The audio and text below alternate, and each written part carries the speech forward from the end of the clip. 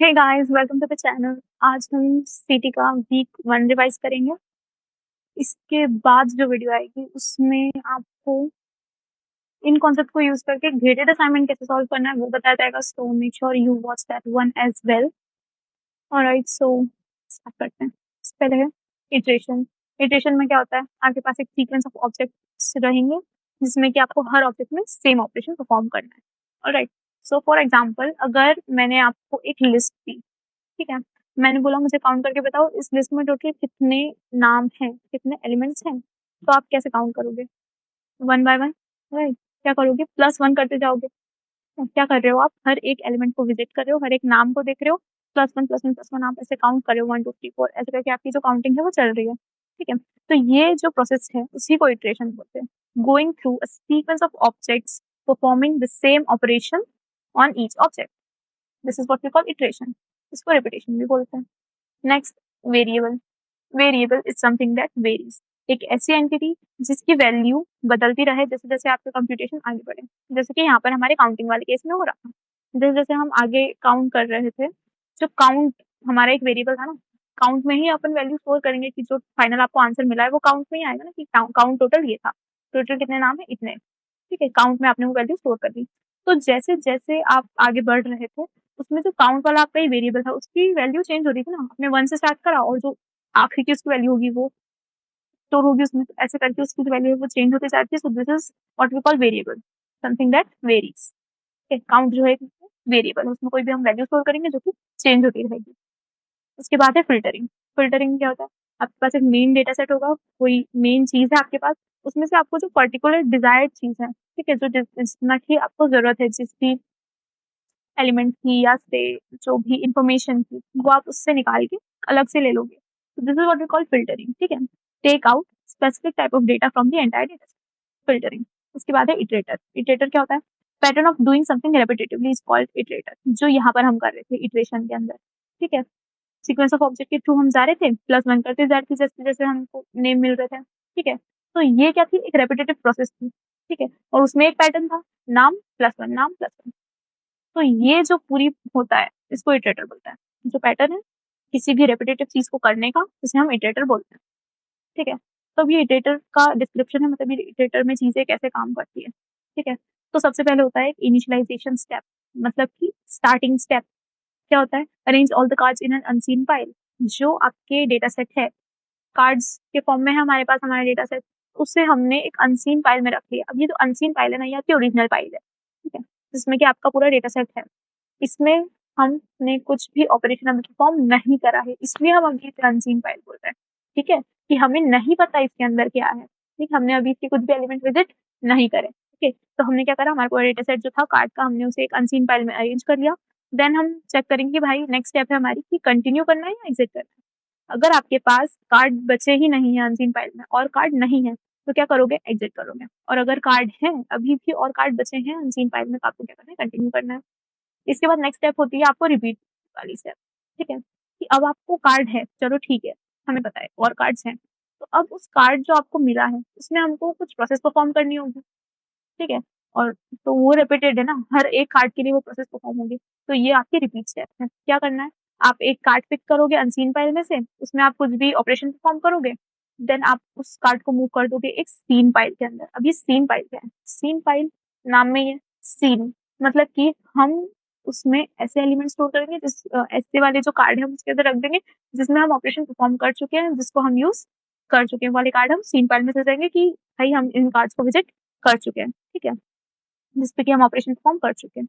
Go back to step 2। Step 2 क्या थी? ये वाली। यहाँ पे अब हमको जाना है वापस। क्या होगा वापस से? फिर चेक होगा और कार्ड है, अगर होंगे तो कंटिन्यू करेंगे, नहीं होंगे तो एग्जिट कर देंगे। देन वापस से वो रिपीट स्टेप पे आ जाएगा। इस टाइप से जो हमारा पूरा लूप है चलता जाएगा जब तक कि कार्ड्स खत्म नहीं हो जाते। जैसे ही कार्ड खत्म होंगे तो एग्जिट।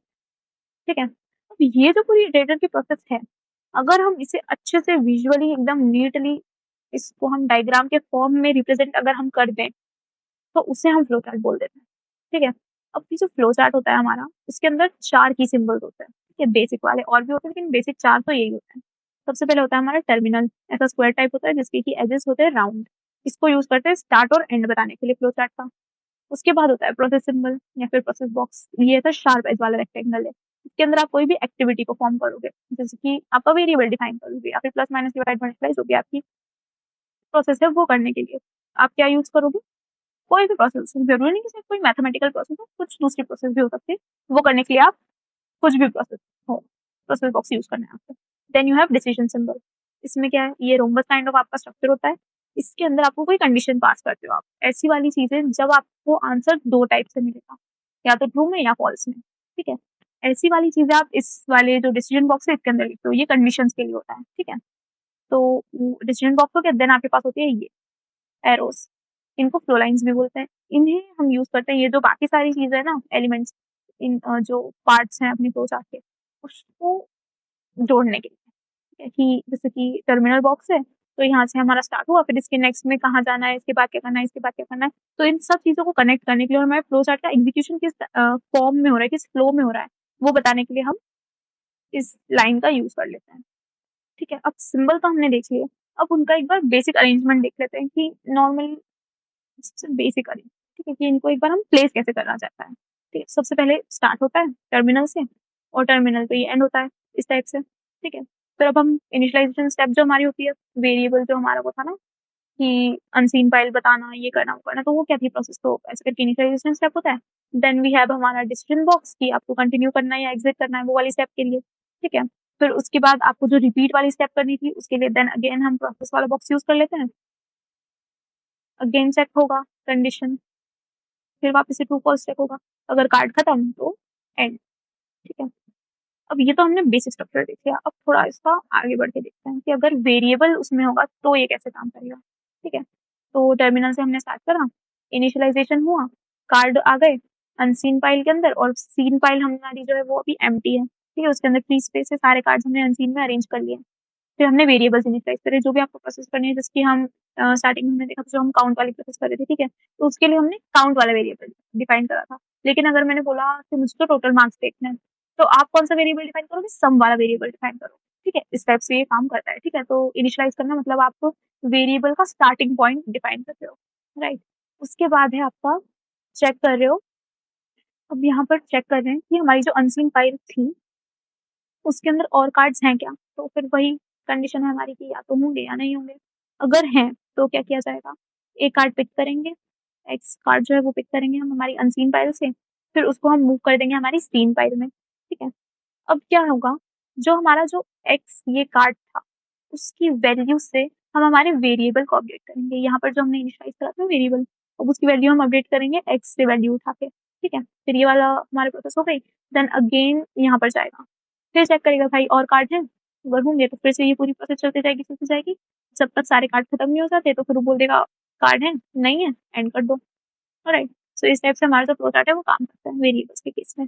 अब देखो मैंने ना 2-3 फ्लो चार्ट्स निकाले हैं, तो ये आप लोग खुद से विजिट थोड़ा-सा करना, समझने की कोशिश करना। अगर कुछ भी डाउट हो तो आप मुझे कमेंट सेक्शन में बता सकते हो, या फिर you can reach out to me on Instagram also, ठीक है। तो कुछ भी ज़्यादा नहीं है वैसे इसमें, देखो काउंट वहाँ पर हमने नॉर्मल सिर्फ वेरिएबल बोला था, लेकिन अब यहाँ पर वेरिएबल डिफाइन हो चुका है कि यहाँ पर ये काउंट यूज़ कर रहे हैं, यहाँ पर ये इनिशियलाइज़ सॉरी सम यूज़ कर रहे हैं, और यहाँ पर दोनों को ले लिया उन्होंने और एवरेज निकाल लिया, ठीक है। या इंक्रीमेंट का मतलब बता देती हूँ, इंक्रीमेंट मतलब इंक्रीज़ करना, जो काउंट है उसमें +1 हो जाएगा, इस टाइप से उसको इंक्रीमेंट बोलते हैं, ऑलराइट। तो ये फ्लो चार्ट आप देखना ज़रूर से, आपको समझ में आ जाएगा, इतना कुछ खास है नहीं उसके अंदर। नेक्स्ट टॉपिक है हमारा सैनिटी ऑफ डेटा। अब इसमें है कि अब जो हमारा डेटा सेट था, हमारे उनको हमने कार्ड्स के फॉर्म में ऑर्गेनाइज करके रखा है, ठीक है, और सब में जो है कुछ डेटा आइटम स्टोर है। ऑलराइट। तो अब इसमें हर कार्ड में नंबर ऑफ एलिमेंट्स हैं, बहुत सारे एलिमेंट्स है, राइट। तो जैसे कि नंबर्स, नंबर्स मतलब मार्क्स हैं उसके अंदर, और क्वांटिटी ऑफ आइटम्स हैं, इस टाइप से नंबर्स हैं, और सीक्वेंस ऑफ कैरेक्टर्स हैं। सीक्वेंस ऑफ कैरेक्टर्स मतलब जैसे कि नाम है, बिल में कौन-कौन से आइटम है वो है, वर्ड्स हैं, किसी सिटी का नाम हो सकता है, इस टाइप से, ठीक है। तो ये सीक्वेंस ऑफ कैरेक्टर्स है। तो अब हमने ऑब्जर्व किया कि ये जो एलिमेंट्स हैं, इस पे ना कुछ रिस्ट्रिक्शंस लगे हुए हैं। किस टाइप के रिस्ट्रिक्शंस हैं, कि वो कैसी वैल्यूज़ ले सकते हैं या फिर किस टाइप की वैल्यूज़ ले सकते हैं, ठीक है। तो जो हमारा मार्क्स पर सब्जेक्ट है, इस एलिमेंट को बस अलाउड है 0 से 100 तक वैल्यूज़ लेना, ठीक है। 0 से कम, मतलब कि नेगेटिव वैल्यूज नहीं हो सकती और 100 से ज्यादा वैल्यूज नहीं हो सकती, 0 से 100 उसकी रेंज है। ठीक है, उसके बाद है हमारे पास नेम।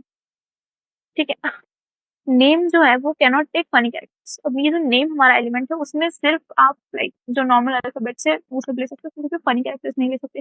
फनी कैरेक्टर्स मतलब क्या हो गए, जो आपका @ हो गया, हैश हो गया, एक्सक्लेमेटरी हो गया, क्वेश्चन मार्क हो गया, ये सब आप नेम्स में नहीं ले सकते। किसी के नाम में ये सब देखा है कभी? नहीं ना, तो ये नेम में नहीं आ सकता। तो ये जो है अपने पास रेस्ट्रिक्शन है नेम के लिए।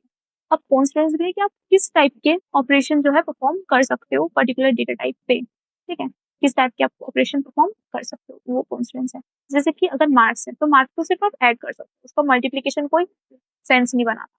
ठीक है, और अगर नेम है तो नेम्स को आप सिर्फ कंपेयर कर सकते हो। जैसे कि कोई सिटी का नाम है तो आप ये चेक कर सकते हो कि कितने लोग सेम सिटी को बिलोंग कर सकते हैं। ठीक है, तो आप उनकी सिटी कंपेयर कर सकते हो। अब जो कि आपको आंसर बूलियन टाइप में दे देगा कि या तो उनकी सिटी सेम होगी या तो उनकी सिटी सेम नहीं होगी। ठीक है, तो बूलियन को भी हम आगे देखेंगे। तो but cannot add a name with another, हम नेम को ऐड नहीं कर सकते, उसका कोई सेंस नहीं बनता। ऑलराइट, अब इसी के साथ हम आ गए हैं डेटा टाइप्स पे कि हमारे पास रेस्ट्रिक्शंस है, कॉन्स्टेंट्स है कि आप कैसी वैल्यूज ले सकते हो, कैसे ऑपरेशन परफॉर्म कर सकते हो। तो फिर तो हमें हर आइटम के लिए मतलब पर्टिकुलर रिस्ट्रिक्शंस चाहिए, तो उसको हम डिफाइन कैसे करें? तो हम डेटा टाइप्स जो है उन्हें एसोसिएट कर देते हैं पर्टिकुलर फील्ड के साथ या फिर जो कैटेगरी है उसके साथ, ताकि आप प्रिवेंट कर पाओ कि कोई भी रॉन्ग एंट्रीज ना हो। ठीक है, या फिर ऑपरेशंस। ठीक है, मतलब कि कम से कम गलतियां हो, तो आप वो इंश्योर कर सकते हो अगर आप अपने डेटा टाइप एसोसिएट कर दिए हैं फील्ड्स के साथ। ठीक है, ऐसा करने से हमको बेनिफिट क्या है? आप कंप्यूटर को या पर्सन को ये बता सकते हो कि जो एलिमेंट्स हैं वो कैसी वैल्यूज ले सकते हैं और उन पे किस टाइप के ऑपरेशंस परफॉर्म किए जा सकते हैं। ऑलराइट, तो 3 बेसिक डेटा टाइप होते हैं। ठीक है, सबसे पहले होता है बूलियन। बूलियन जो हमारा डेटा टाइप होता है उसमें सिर्फ 2 वैल्यू स्टोर हो पाती है, एक तो ट्रू और एक फॉल्स। ठीक है, अब इसमें हम क्या-क्या ऑपरेशंस परफॉर्म कर सकते हैं? एंड और नॉट इज इक्वल टू, मतलब कंपैरिजन वाला। एंड में अब यार देखो ये आर्ग्स क्या है? आर्ग्स मतलब आर्गुमेंट्स, आप किस टाइप के और कितने आर्गुमेंट्स उसके साथ पास कर सकते हो। तो एक आर्गुमेंट इधर आएगा, एक आर्गुमेंट इधर आएगा, मतलब एक टाइप से कंडीशन। ठीक है, तो सपोज मैंने यहाँ पे लिख दिया 2 + 2 4 और 4 × 1 4, तो ये दोनों ही ट्रू है। तो एंड जो होता है ना उसमें अगर ये दोनों कंडीशंस ट्रू है तो ही वो आपको ट्रू देगा, वरना अगर इन दोनों में से एक भी फॉल्स हो गई या दोनों ही फॉल्स हो गई तो आपको फॉल्स दे देगा वो। अगर दोनों चीजें ट्रू हैं तो भी आपको ट्रू मिलेगा एंड कंडीशन में। ठीक है, फिर उसके बाद है आपके पास और में भी अगेन आपके पास 2 आर्गुमेंट्स होती है, एक इधर एक इधर। अगर दोनों ट्रू हैं तो बहुत अच्छी बात है, तो ट्रू मिल जाएगा आपको। लेकिन अगर दोनों में से एक भी ट्रू है, ठीक है, एक ट्रू एक फॉल्स है, तो भी कोई दिक्कत नहीं है, तो भी वो आपको ट्रू दे देगा क्योंकि आपके पास ऑप्शन है ना और में, या तो ये या तो ये। ठीक है, तो आपको ट्रू दे देगा। सिर्फ और में आपको फॉल्स तभी मिलता है जब आपकी दोनों चीजें फॉल्स हो, तो ही आपको और में फॉल्स मिलेगा। ठीक है, नेक्स्ट हमारे पास है नॉट। नॉट में आपको कोई चीज बतानी होती है कि मुझे ये चीज का उल्टा चाहिए। सपोज मैंने बोला नॉट पॉजिटिव। ठीक है, कि मतलब मुझे पॉजिटिव वाली नहीं चाहिए।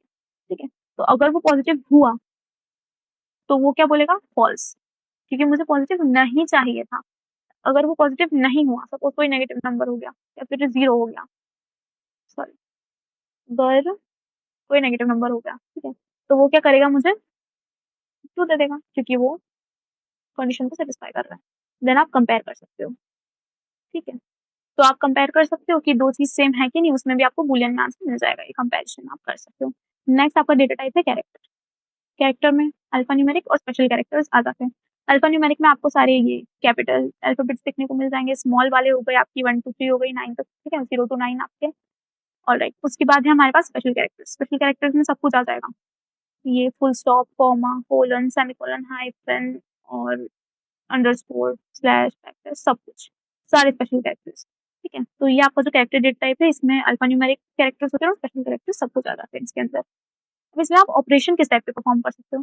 कैरेक्टर को सिर्फ आप कंपेयर कर सकते हो, इसमें प्लस माइनस डिवाइड कोई सेंस नहीं बनाता। ठीक है, तो इसमें सिर्फ आप कंपैरिजन कर सकते हो, तो आपको 2 आर्ग्यूमेंट पास करनी होती है और बूलियन में आपको आंसर मिल जाता है। ठीक है, जैसे कि कैरेक्टर में आपने चेक करा कि मेल और फीमेल वाला, अगर आपको चेक करना है कि कितने मेल्स हैं, ठीक है, तो वो क्या करेगा? यहाँ पर मेल लिख दिया आपने, फिर चेक करेगा यहाँ पर m इज़ इक्वल टू, अगर m आया तो ट्रू दे देगा, नहीं तो m is equal to f आ गया तो फॉल्स दे देगा।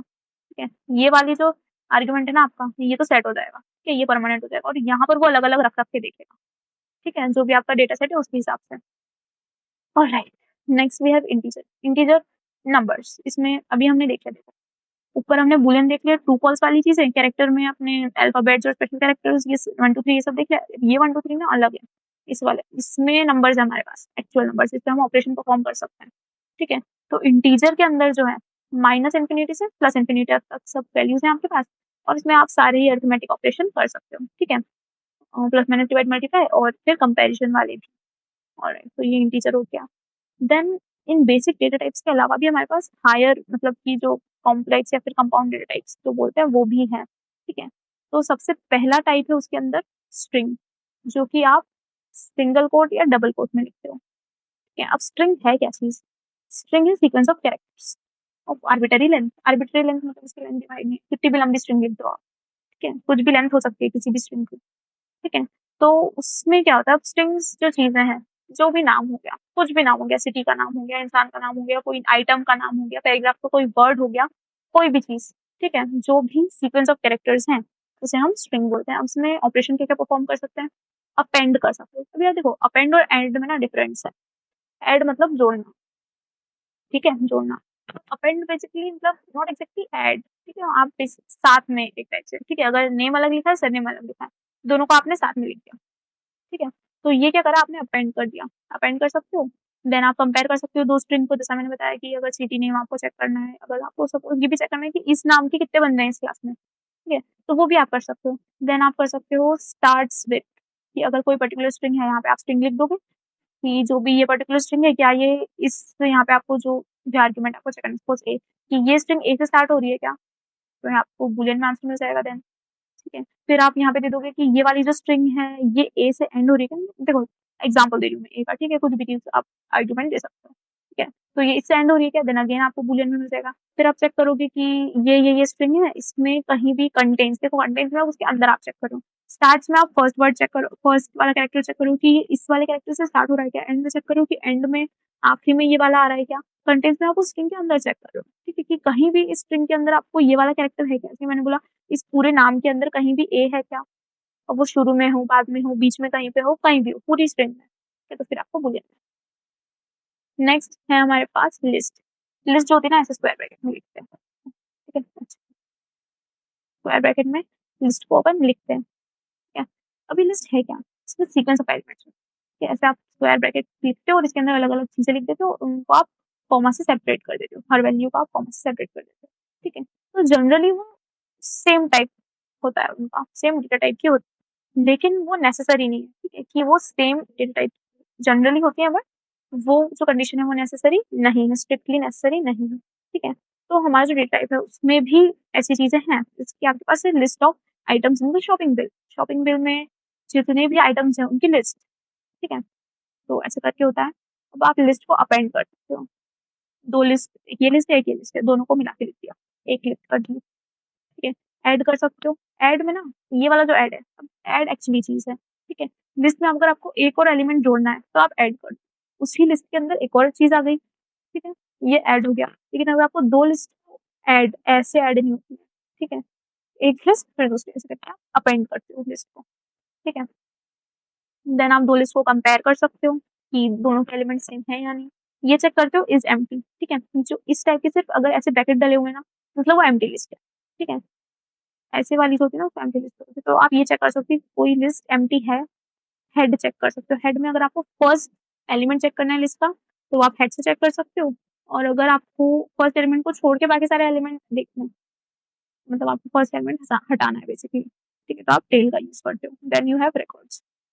यार देखो, तो अभी तक तो हम देख रहे थे कि इसमें पर्टिकुलर पर्टिकुलर चीजें थी बाकी सारे डेटा टाइप में, लेकिन रिकॉर्ड जो है ना उसके अंदर बहुत सारी फील्ड्स होती है। फील्ड्स मतलब एलिमेंट, जैसे कि हमारा जो एक कार्ड है ना वो एक रिकॉर्ड है, ठीक है, जैसे कि आपका शॉपिंग बिल का एक कार्ड है, ठीक है, तो उसके अंदर क्या क्या है, कस्टमर का नाम है, उसने किस शॉप से बाय करा है वो है, क्या क्या एलिमेंट बाय करे हैं वो है, हो सकता है उसका फोन नंबर भी हो उसके अंदर, उसका बिल नंबर हो उसके अंदर, तो बहुत सारी चीजें है ना उसके अंदर। वो कैटेगरी में भी अलग अलग कैटेगरी ऑफ आइटम्स होंगे और आइटम के नाम भी होंगे, ठीक है, और उसके लिए फिर वैल्यूज होंगी, नाम उसकी वैल्यू, शॉपिंग का लाइक शॉप का नाम उसकी वैल्यू, शॉपिंग बिल का नंबर और फिर वो नंबर जो भी होगा वो। तो हर एक फील्ड है और उसकी एक वैल्यू है, ठीक है? तो ऐसी वाली जो चीज़ होती है ना उसको रिकॉर्ड बोलते हैं। तो एक पूरे कार्ड को आप एक रिकॉर्ड समझ सकते हो, ठीक है? देन ये सारे हमारे डेटा टाइप्स हो गए। अब इन डेटा टाइप्स के भी सब टाइप्स होते हैं। अब आप सोचोगे कि इतने सारे डेटा टाइप्स तो हो गए, लेकिन अब हमें सब टाइप्स की क्या ज़रूरत है? सब टाइप्स की हमें इसलिए ज़रूरत है क्योंकि जो ओरिजिनल डेटा टाइप है, उसकी रेंज बहुत बड़ी है, ठीक है? तो और हमें ज़रूरी नहीं कि उसके सभी चीज़ों की ज़रूरत हो, ठीक है? तो हमें जब कम चीज़ों की ज़रूरत है और कुछ रेस्ट्रिक्शन है उस चीज़ों में, तो हमको सब टाइप्स की ज़रूरत पड़ती है, ठीक है? जैसे कि है हमारे पास इंटीजर का सब टाइप्स है सीक्वेंस नंबर। सीक्वेंस नंबर सिर्फ 0 से मैक्सिमम। नेगेटिव तो कुछ सीक्वेंस नंबर नहीं हो सकते ना, लेकिन इंटीजर डेटा टाइप तो हमें पता था कि नेगेटिव इन्फिनिटी से स्टार्ट, मतलब नेगेटिव इन्फिनिटी भी जा सकता है और पॉजिटिव इन्फिनिटी भी जा सकता है, ठीक है? तो सीक्वेंस नंबर शुरू कहाँ से हो रहा है? 0 से, नेगेटिव नहीं हो सकता। तो ये एक सब टाइप है इंटीजर का, ठीक है? तो सीक्वेंस नंबर जो होता है वो 0 से मैक्सिमम जाएगा पॉजिटिव साइड और आप सिर्फ कंपेयर कर सकते हो और कुछ ऑपरेशन परफॉर्म करना सेंस नहीं बनाता सीक्वेंस नंबर पे। ऑलराइट, देन आपके पास है मार्क्स। अब मार्क्स जो होंगे, मार्क्स भी नेगेटिव नहीं हो सकते, ठीक है? मार्क्स भी नेगेटिव नहीं हो सकते, 0 से 100 पर सब्जेक्ट वाले मार्क्स जो है वो 0 से 100 की रेंज में रहेंगे। आप या तो मार्क्स को प्लस कर सकते हो, माइनस कर सकते हो या कंपेयर कर सकते हो। Then you have total marks. Total marks में भी वही सेम नेगेटिव नहीं हो सकता और 0 से 300 की रेंज में होगा, ठीक है? फिर उसमें भी आप ये सब ऑपरेशंस परफॉर्म कर सकते हो। Then you have count. Same 0 से मैक्स जाएगा, नेगेटिव नहीं हो सकता और ये सारे ऑपरेशन जो आप उसमें परफॉर्म कर सकते हो।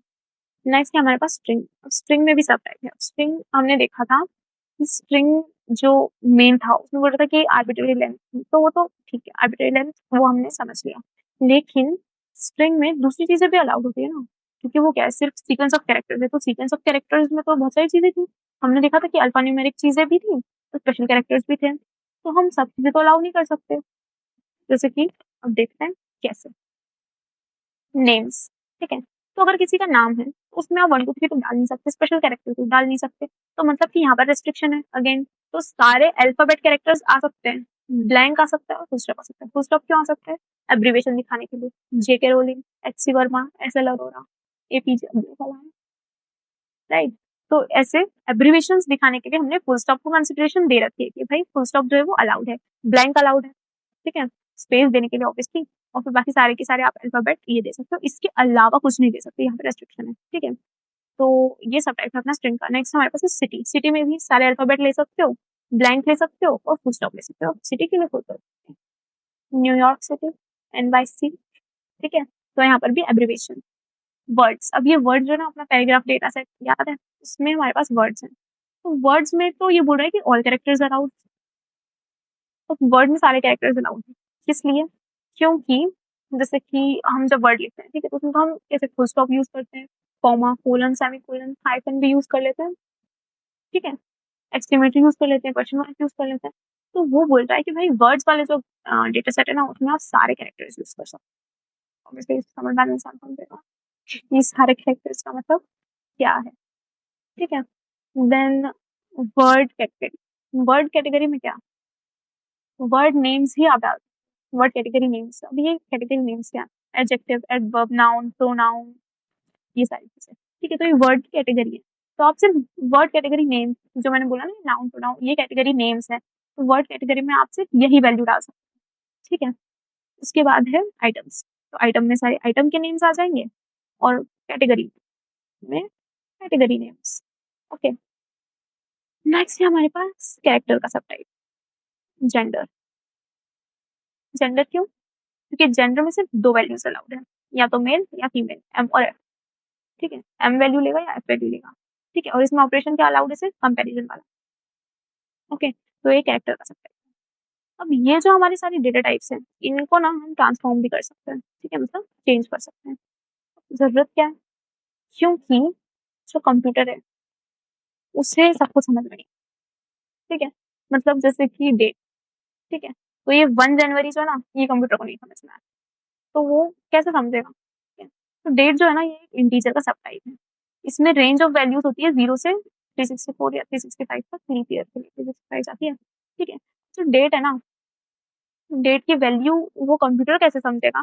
वो समझता है नंबर के फॉर्म में। अगर आपने बोला 0 तो 1 जनवरी, अगर बोला 1 तो 2 जनवरी, अगर बोला 31 तो वो 1 फरवरी, ऐसे करके वो समझता है। तो ये क्या है, ट्रांसफॉर्मेशन है, एक टाइप से ना ये स्ट्रिंग है, ठीक है, तो स्ट्रिंग है और नंबर्स तो हमें पता ही है इंटीजर है, ठीक है, तो ये ट्रांसफॉर्मेशन है इंटीजर और स्ट्रिंग के बीच का, ठीक है, राइट।